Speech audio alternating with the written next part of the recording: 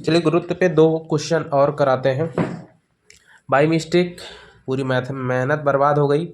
करीब करीब आधा घंटे का वीडियो बनाया और पूरा बर्बाद हो गया क्योंकि गलत क्वालिटी सिलेक्ट हो गई थी। देखिए 2 प्रश्न है बच्चों, 1 और 2 प्रश्न। ये एक 100, 50 और 15 का एक चैनल है जिसका केंद्रक हमको क्या करना है, ज्ञात करना है। जब इसका केंद्रक हमको ज्ञात करना है, इस तरीके का एक प्रश्न हम लोगों को दिया गया है और इसका केंद्रक हमको ज्ञात करने के लिए सबसे पहले हम क्या करेंगे, इस एरिया को 1, 2 और 3 टुकड़ों में डिवाइड करेंगे। तो हमने 1 और 2 जो लाइनें खींच के पहला एरिया, दूसरा एरिया और तीसरा एरिया डिवाइड कर दिया। फिर हम क्या करेंगे, हमारा सबसे पहला काम होता है एरिया फाइंड आउट करने का। तो एरिया कैसे फाइंड आउट करेंगे, तो एरिया फाइंड आउट करने के लिए सबसे पहले हमने लिया, देखो ये 15 गुणे 50, 15 गुणे 50 750। दूसरा है, अब ये टोटल लेंथ जो है 100 है, 100 में से 15 + 15 30 माइनस हो जाएगी तो कितना बचेगा 70। तो 70 गुणे 15 तो 1050 mm²। तीसरा एरिया क्या आएगा बच्चों, A3, तो 15 गुणे 50 750 mm²। अब x1 x2 और x3 की बारी आती है।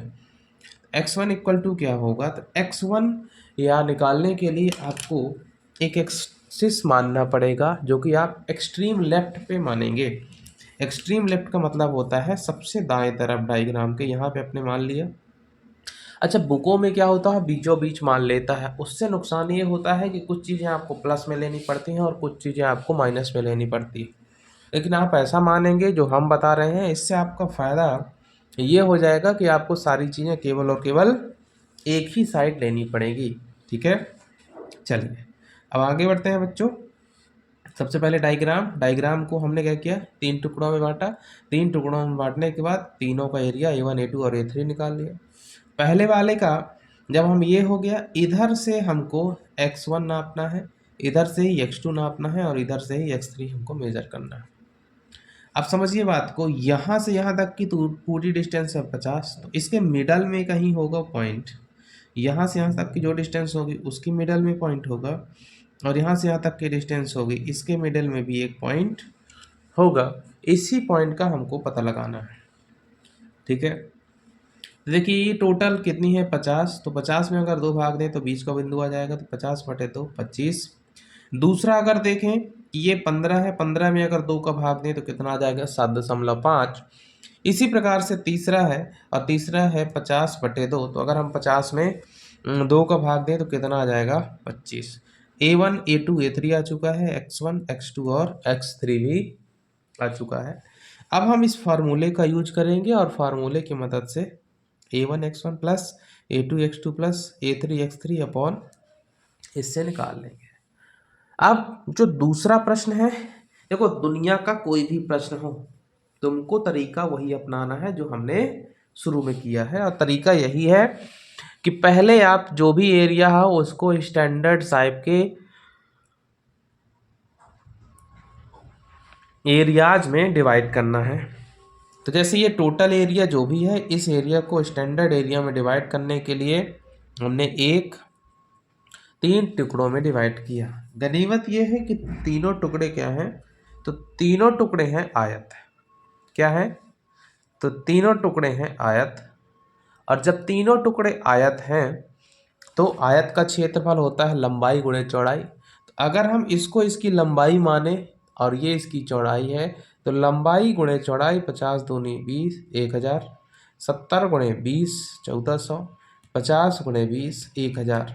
इस तरीके से अब हमको देखो एक्सिस जो रेफरेंस मानेंगे उसके लिए 2 तरीके हैं, या तो एक्सट्रीम लेफ्ट मान लें या फिर लोवेस्ट मान लें। तो अगर हम लोवेस्ट मानते हैं तो यहाँ से सारी डिस्टेंस ऊपर साइड कैलकुलेट होंगी। तो जब यहाँ सारी डिस्टेंसें कैलकुलेट होंगी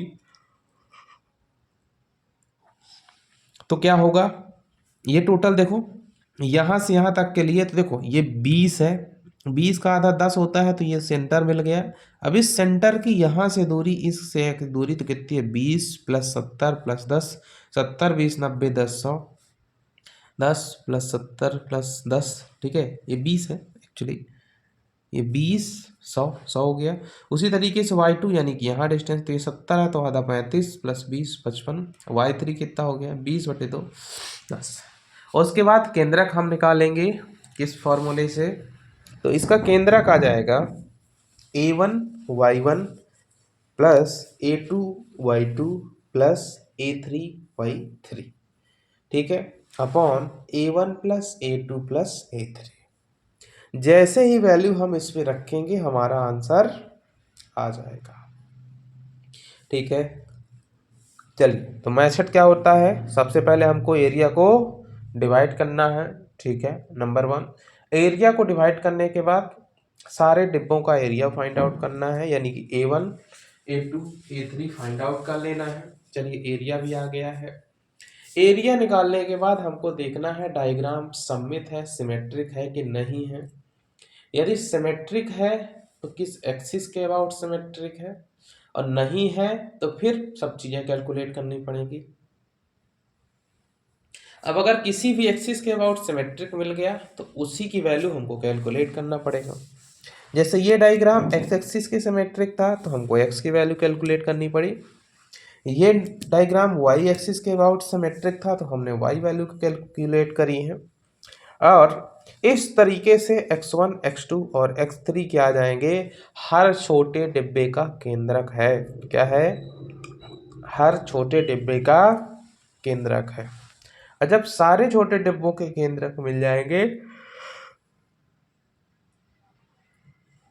तो क्या होगा, हम इस फॉर्मूले का उपयोग करके पूरे का केंद्रक फाइंड आउट कर, ठीक है बच्चों। तो आज की क्लास यहीं समाप्त करते हैं।